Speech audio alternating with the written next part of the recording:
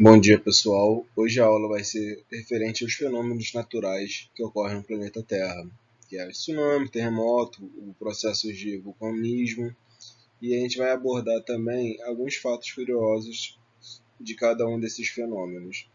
Nós também vamos estar encerrando o nosso primeiro bimestre, ok? Esse é o capítulo 2 tema 2, capítulo 2 do livro, ok? Então, uma informação a mais que eu vou trazer para vocês é que em uma reportagem que eu vi, eu acho que foi um português recebeu uma carta de um brasileiro no ano de 1700. Ele relatava na carta que na Bahia, né, no estado da Bahia, o brasileiro se encontrava submerso. Uma onda gigante tinha chegado, tinha assolado a costa brasileira toda, que a capital, né, Salvador, estaria debaixo da água e tudo mais. Isso foi um relato, né, por escrito, falando que teve sim uma tsunami no Brasil. Porém, isso é uma informação nova. Isso é informação não deve ter nem uns 4 anos. Então, é uma pesquisa que os historiadores estão fazendo para ver se teve de fato ou não uma tsunami aqui no Brasil e que acometeu a região nordeste do país, né? Porque até então a gente não tem nada catalogado e geologicamente falando, né? Geomorfologicamente falando, desculpa, o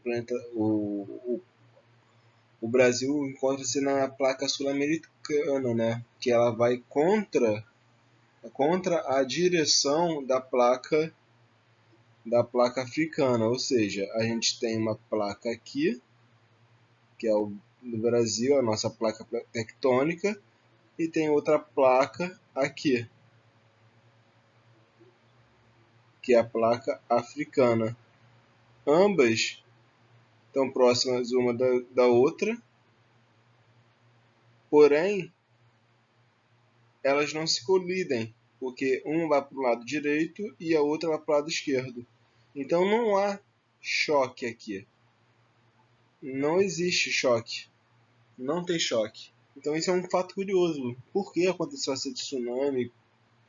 Como ela foi caracterizada? Então é uma questão que ainda fica aberto para a gente, ok? Então a gente vai falar brevemente sobre como ocorrem esses fenômenos e também como eles auxiliaram para a formação do planeta Terra, certo? Para ganhar essa característica que a gente tem hoje, o planeta Terra passou por diversos tipos de estresses, né? O planeta Terra nunca foi dessa forma. Eu acho que como na aula anterior eu falei da deriva continental, antigamente a gente era um único supercontinente, que era a Pangeia, depois a gente foi dividido em dois supercontinentes, que é a Gondwana e Laurásia, e depois a gente foram sofrendo vários distanciamentos, né, até chegar no mundo atual que a gente está, onde tem os nossos continentes bem distribuídos ao globo.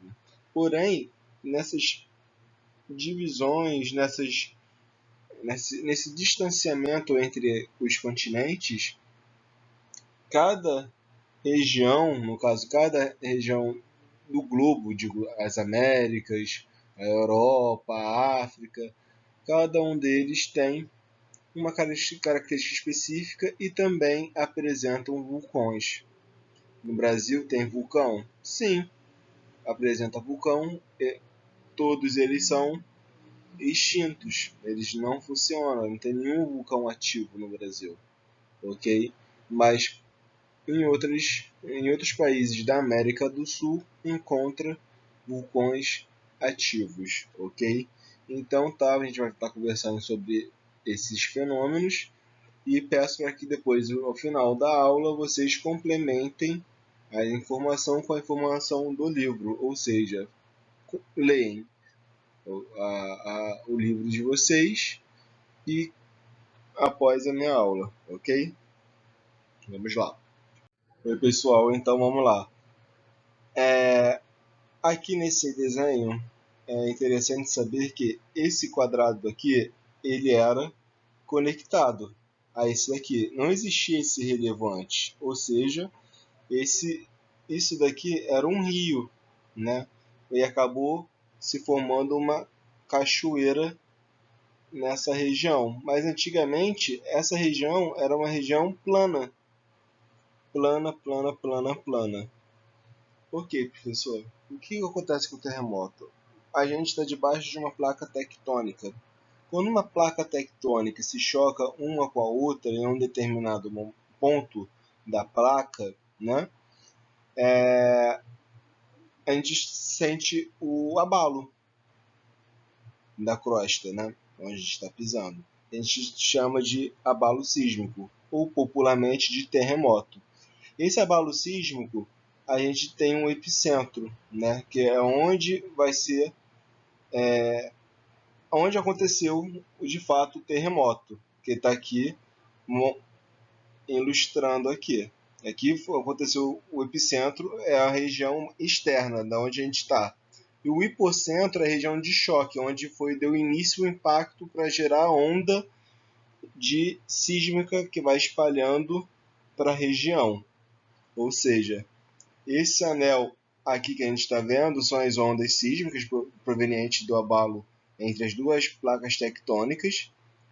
Aqui, esse abalo fez uma falha, tá vendo? Essa falha pegou aí lateralmente, a gente vê uma falha. Essa falha fez com que acontecesse?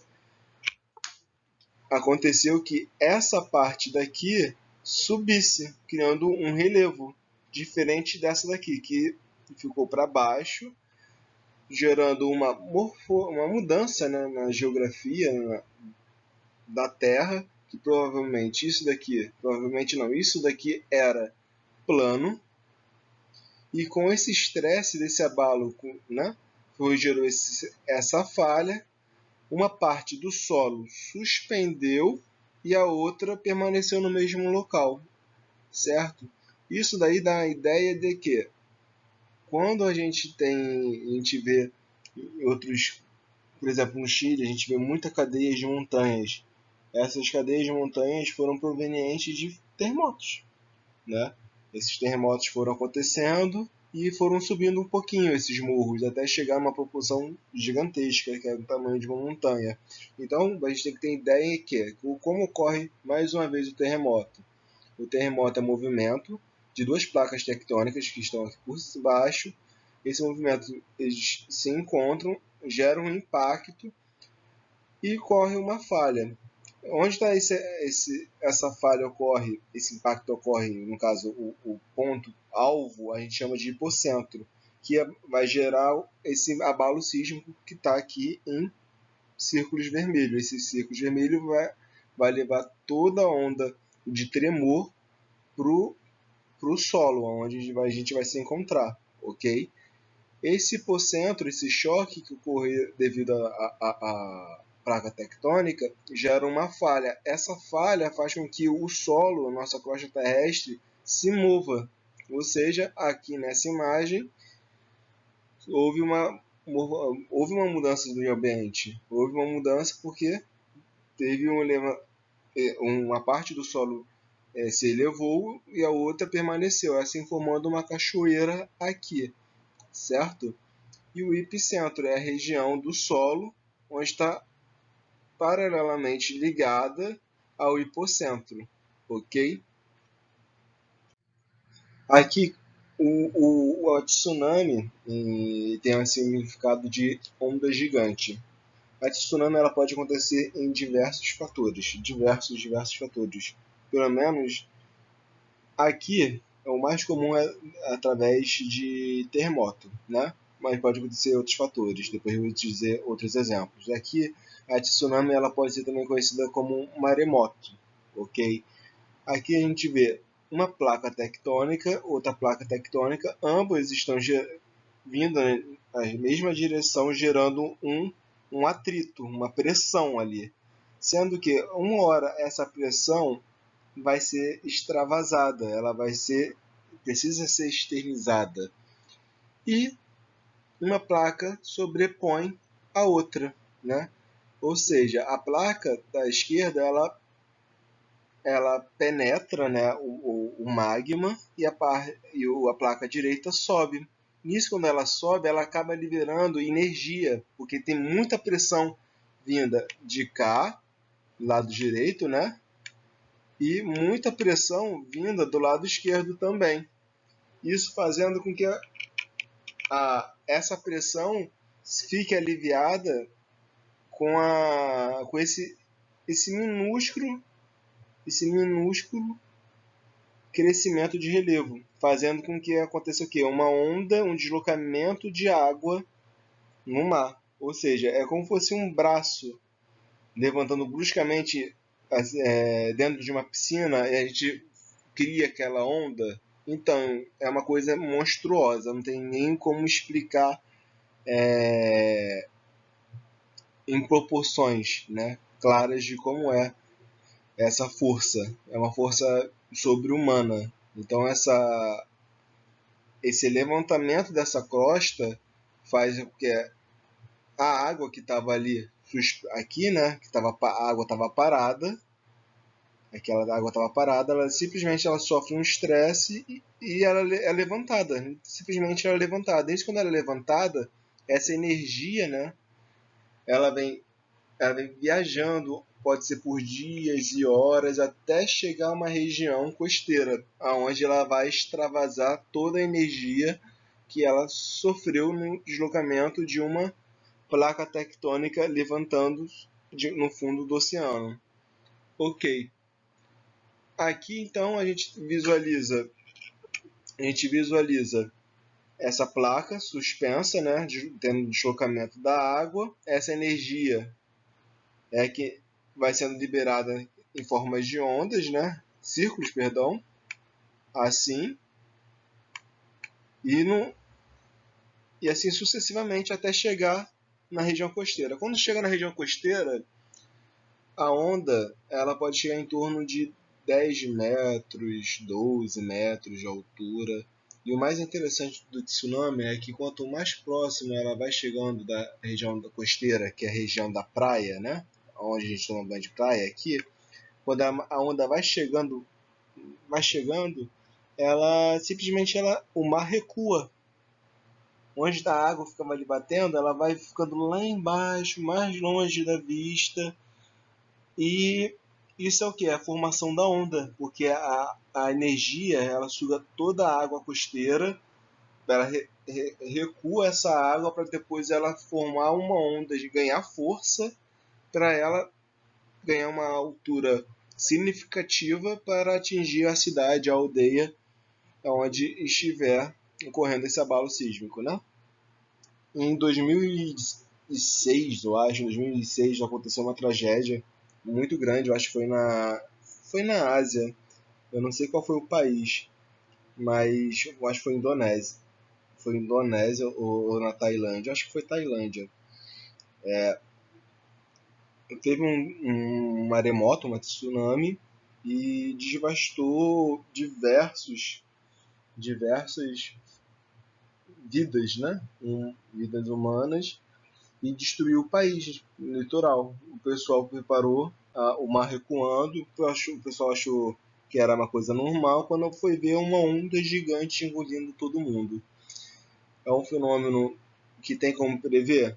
Sim, tem como prever e tem medidas preventivas contra isso. Cada país tem uma medida preventiva. Brasil não tem, porque até mesmo, como eu disse anteriormente, não existe terremoto. Então, a gente fica tranquilo em relação a isso, ok? Outros modos também de acontecer uma tsunami aqui é o mar, né? Você vê que o mar tá tranquilo, aí eu jogo uma pedra gigante, digamos que um asteroide caiu aqui. Quando esse asteroide chega no mar, ela vai gerar o quê? Um abalo nesse mar, certo? Ele vai gerar um abalo nesse mar. Então, ao entrar, esse asteroide ao entrar no mar, ele vai gerar um desequilíbrio aqui, vai gerar onda. E gera onda e vai acontecer o mesmo fenômeno que o tsunami provocado por um terremoto. Pode acontecer também outro tipo de fenômeno. Pode acontecer com que no mar também existem vulcões, né? No mar existe também vulcão dentro do oceano. Aqui é o oceano e aqui literalmente tem um vulcão. Esse vulcão entrou em erupção. Fez o quê? Fez a mesma coisa aqui, ó. Só que não teve o deslocamento de uma placa. Simplesmente houve uma explosão. Essa explosão faz esse deslocamento de água e essa energia vai sendo liberada no mar até chegar na região costeira e provocar uma onda gigante. E existe uma gama de possibilidades de como ocorrer uma tsunami. A mais comum é a placa tectônica, ok? E o vulcão, o vulcanismo. O vulcanismo na realidade, um campo, uma ciência da qual é mais de interesse de geografia, ok? Quem pode explorar isso com vocês é o professor de geografia de vocês, porque existe um ramo da geografia que é estudado o vulcão. No vulcão, a gente chama essa ciência de vulcanismo, né? E o mais interessante do vulcão é que a gente observa o formato de cone. Alguém já perguntou por que o vulcão tem o formato de cone? Porque inicialmente o vulcão ele tinha uma característica lá na época geológica, uma característica reta, né? E um belo dia o vulcão ele começou a jogar o magma, porque o magma fica no interior do planeta Terra, né? E ele começa a soltar. Ó, magma aqui, magma lado direito, lado esquerdo, mais magma, mais magma, mais magma, mais magma, mais magma, e assim sucessivamente. Você talvez não esteja percebendo, mas esse magma que está saindo do interior do planeta Terra e está saindo, né, para a nossa atmosfera, ela se torna lava, certo? Essa lava ela vai caindo uma sobre a outra, né? Isso por anos após anos, tá? E quando eu falo anos, né? Hoje, do ano que vem, próximo ano, não. É a escala de 1000 anos isso pode acontecer. Então vai formando camada sobre camadas. E isso vai criando, olha, um formatinho aqui, ó. Olha que formato legal que vai formando. Vai formar um formato de um vulcão. Então o, o vulcão ele tem esse formato devido ao excesso de magma que já foi expelido para fora, né? Então a gente tem essa visão aqui, né, de rocha. Então era lava, ficou uma sobreposta à outra, certo? Então a gente tem esse formato de cone. Mas antes desse formato de cone, a gente tinha uma fissura, né? E essa fissura, ela se conectava, essa fissura que se conectava literalmente a uma câmara magmática. O que é essa câmara magmática? Era literalmente uma bola que entrava. Isso era um acidente geológico, né? Que formava ali debaixo do solo, onde uma parte do magma, que eu falava que era meio pastoso, meio líquido, ele ficava ali. Ele se acumulava naquela região do magma ali, certo? E até acumulando energia, acumulando muita pressão, tendo algumas erupções, né? Porque existem diversos tipos. Ela pode ser explosiva, pode ser mistas, elas pode ser tipo derrame também. Essa tipo derrame foi que eu expliquei aqui para vocês, né? Que ela tem uma boca mais larga, essa fissura, e ela não tem a explosão. Ela simplesmente ela sai tranquilamente, né? Formando uma camada após a outra. Ah, professor, então quer dizer que toda derrame vai dar origem a todo vulcão um vulcão tipo cone, não. O vulcão tipo explosivo, que é essa da imagem, ela tem uma produção de magma muito intenso e ela expele, ela se explode, né? Ela abre tem a cratera do vulcão e explode e jogando o seu exterior magma, no caso, nem mais magma quando está na atmosfera se torna lava. Então tem aquela chuva de lava, aquelas chuvas de dióxido de enxofre. E essas fumaças são altamente tóxicas. Uma vez inalada, ela pode levar à morte tranquilamente o ser humano. Ah, professor, se eu tocar na lava, eu morro? Olha, se você chegar próximo do lado da lava sem nenhuma roupa protetora, provavelmente você nem viva vai estar. Então, para quem estuda, quem é cientista do campo de vulcão, de vulcanismo, eles têm toda uma roupa, todo um preparo para estudar, porque é interessante, porque a gente não consegue chegar no núcleo do planeta Terra. Então, a informação que a gente tem do planeta Terra, no interior do planeta Terra, é proveniente do magma. Então, a gente consegue ver o tipo de componente que tem dentro desse magma, do que esse magma é constituído. E depois, quando essa magma é expelido lá de fora, né, tem essa explosão, ela pode tornar, quando aqui na crosta, né, do vulcão, ela pode, ela vai esfriar e vai futuramente vai se tornar uma rocha vulcânica, ok? Existe também no nosso globo, no nosso planeta Terra, uma região onde tem a maior atividade vulcânica. A gente chama de Círculo de Fogo ou Anel de Fogo.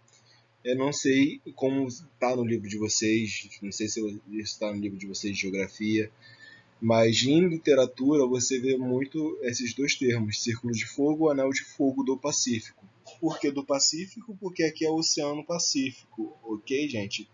Então, essa camada aqui circulada em vermelha para vocês, que pega a parte da Oceania, né? Até todo o continente americano é de vulcão. Tem muito vulcão aqui. E aqui tem uma atividade gigantesca de placas tectônicas. Ou seja,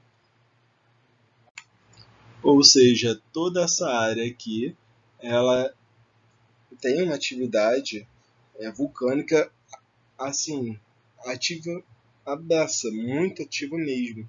Eu, eu acho que sexta-feira passada, né, aí entrou em erupção o vulcão, que se encontra aqui, nesse anel de fogo. Ele é um dos vulcões que a gente só tem 3 relatos de erupções dele até hoje. Porém, ele é o mais destrutivo que já teve até hoje. Por quê?